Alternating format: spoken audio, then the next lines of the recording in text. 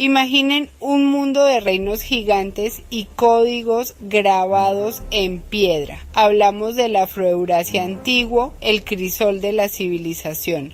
Para la mujer fue un infierno en la tierra. En este segundo video viajaremos miles de años antes de la fundación de Roma para entender cómo la religión, las leyes y la política cimentaron la vida de la mujer como una propiedad sin derechos. La cronología de la opresión. La opresión no fue un accidente, sino una herencia. La base legal se estableció en Mesopotamia. El código de Hammurabi, cerca del 1750 a.C., ya establecía normas estrictas. Siglos después, las leyes asirias, aproximadamente 1400 a.C. que eran leyes brutales, consolidaron esta visión. Estos códigos son la columna vertebral de las leyes y la desigualdad. Son casi 1000 años anteriores a Roma. La religión convertida en ley, volviéndola indiscutible e inmutable. La ley no era solo del rey, sino una entrega directa del creador del universo. Desafiar un código legal era un pecado, una ofensa que podía traer la ira de los dioses sobre toda la comunidad. Esta ligadura sagrada sirvió para legitimar el poder en el varón líder. Este excluye a la mujer por pecadora y desobediente, según el relato de Eva. La mujer quedó en la base de la pirámide social y legal. Bajo la tutela, la mujer no era una ciudadana, era una propiedad. Desde el nacimiento hasta la muerte estaba bajo la tutela de un varón. Primero el padre, luego el marido, después el hijo o un hermano.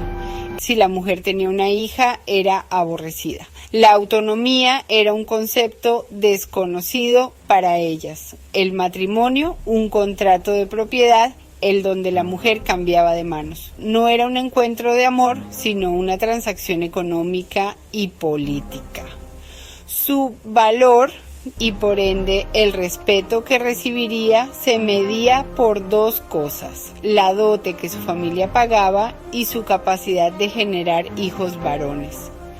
La joven, a menudo una niña de 6 o 12 años, sin voz ni voto, era simplemente un bien transferido al varón adulto.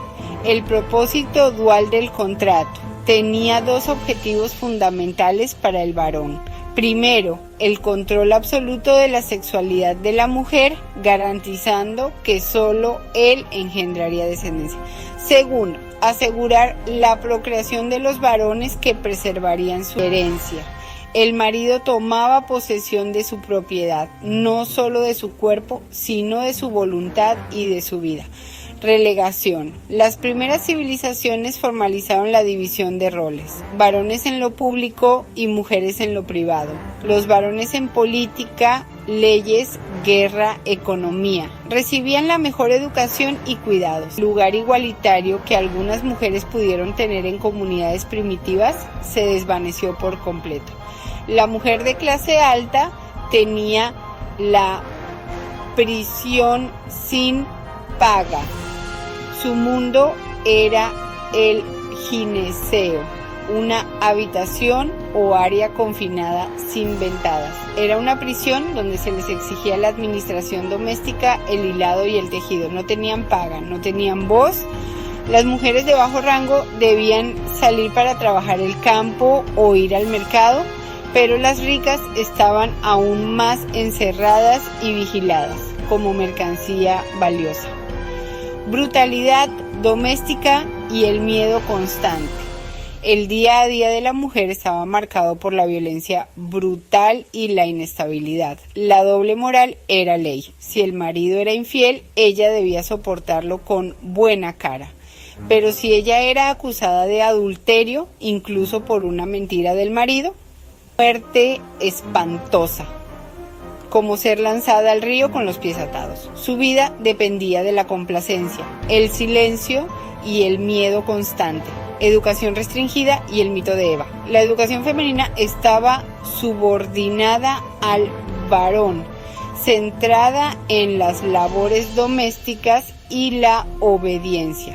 Los varones fundaban universidades y bibliotecas, pero las mujeres eran excluidas. Además, el mito de Eva, la culpable del pecado original, se extendió y reforzó la idea de la mujer como inherentemente pecaminosa y moralmente débil, lo que validó su exclusión de cualquier rol de liderazgo o pensamiento.